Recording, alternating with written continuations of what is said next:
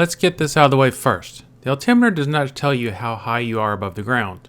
An altimeter tells you how far you are above sea level, or mean sea level as it is referred to on the test.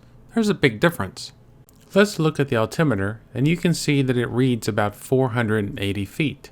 If I look outside the plane, it is obvious that I am still sitting on the ground, not almost 500 feet in the air. So remember it, and remember it well.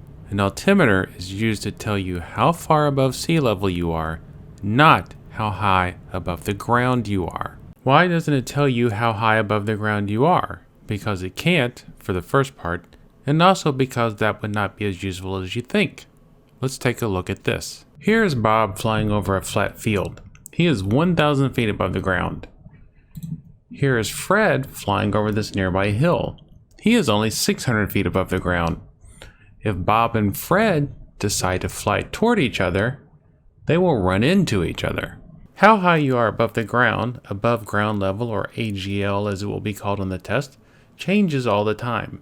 In a straight and level flight from one point to another in the air, you might be 1,000 feet AGL one moment, 600 feet AGL a few minutes later, and 1,200 feet above the ground a few moments after that.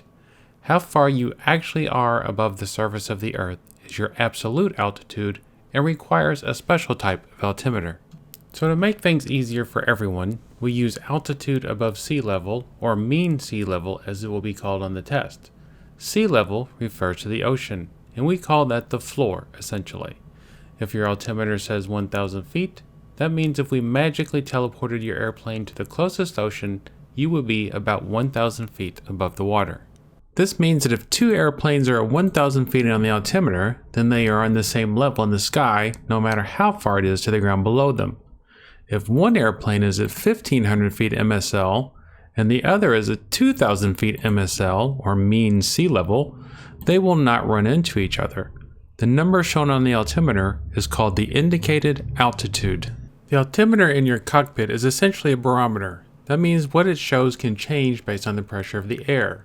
As you rise up into the air pressure decreases and the altimeter will go up.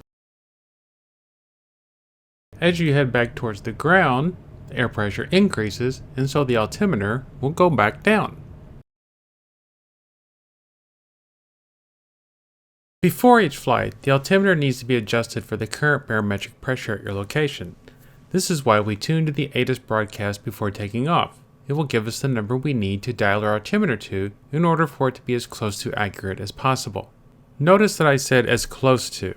Your altimeter will show your height above sea level close enough to be safe. It will not show you exactly how far you are above sea level.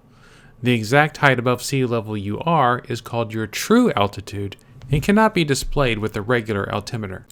Barometric pressure changes all the time, and the pressure at your takeoff location will often be different than at your destination, which is why we tune into ATIS again before we land at a new airport, so we can adjust the altimeter as needed. So back to our Cessna, we can see that at an altimeter setting of 29.92, it reads an indicated altitude of around 480 feet. The elevation of Clark Regional Airport is 477 feet, so we are close enough. Now imagine a cold front comes in and the barometric pressure drops to 29.75. Look at how the altimeter increases. We haven't moved, but according to the altimeter, we are now higher above sea level than we were a minute ago. So we adjust the altimeter to 29.75, and you can see that we are now back at approximately 480 feet. Same thing happens if a high pressure system moves in, but in the other direction. Let's increase the barometer to 30.03 and see what happens on the altimeter. It went down, making it appear that we are closer to sea level than we were a moment ago. But a quick glance out the window shows that we haven't gone anywhere. Adjust the altimeter to our new setting of 30.03, and now it reads 480-ish feet above sea level again. Finally, let's make sure we know how to read the altimeter. As you can see, it has three hands. The big hand shows the altitude in hundreds of feet, the medium hand shows the altitude in thousands of feet, and the third, usually smallest hand, shows the altitude in tens of thousands of feet. The marks in between each big number are in units of 20. So one tick past the 1 would be 120 feet for the big hand, 1,200 feet for the little hand, or 12,000 feet for the third hand. but we normally don't worry about the tick marks for the two smaller hands, only the big hand. Let's look at 3 different altimeters. Each of these altimeter images is pulled directly from the FAA Testing Supplement, so these are the ones that may show up on your test. The FAA Testing Supplement can be downloaded free, absolutely free, from the FAA website, and I'll put the link in the description. The first image shows us an altitude of 10,500 feet. The smallest hand is just past the 1, so that shows us 10,000. The medium hand has not reached the 1 yet, so we have 0,000s, and the big hand is pointing directly at the 5, so that gives us 500. And 10,000 plus 0,000s plus 500 equals 10,500 feet. The second image shows an altitude of 14,500 feet. The smallest hand is just past the 1, so that gives us 10,000 feet. The middle hand is just past the 4, so that's 4,000 feet. The biggest hand is again pointing at the 5 for 500 feet. So 10,000 plus 4,000 plus 500 equals 14,500 feet. The third image shows us an altitude of 9,500. The smallest hand is just about to hit the 1, but not quite there yet. The middle hand is just past the 9, so that tells us 9,000, and the biggest hand is still pointing at the 5 for 500 feet. So 9,000 plus 500 is 9,500 feet. Now what if you're getting ready to take off and the ATIS is offline or unavailable, so you don't know what to set the altimeter to?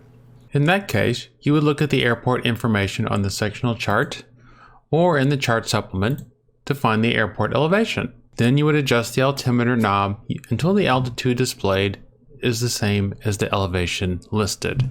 If you are going to fly higher than 18,000 feet, which is unlikely during training, then you need to know a special rule. When you reach 18,000 feet, you need to set the altimeter to 29.92 as long as you are at 18,000 feet and above. At that height, accurate barometric pressure readings become too difficult to maintain, so a standard of 29.92 is used for all aircraft above that level. This is called pressure altitude. Like the airspeed indicator and the vertical speed indicator, the altimeter requires that the pitot static system be working. If the pitot vents are clogged, the altimeter will not work. The altimeter will continue to work if only the pitot tube is clogged. There are several different types of questions about the altimeter and altitude that may show up on the private pilot exam. The most thorough source of information is the Pilot's Handbook of Aeronautical Knowledge, Chapter 8, which is also available free from the FAA, and I will have the link for that in the description. I hope this review of the altimeter and how to use it has been helpful, and good luck on your exam.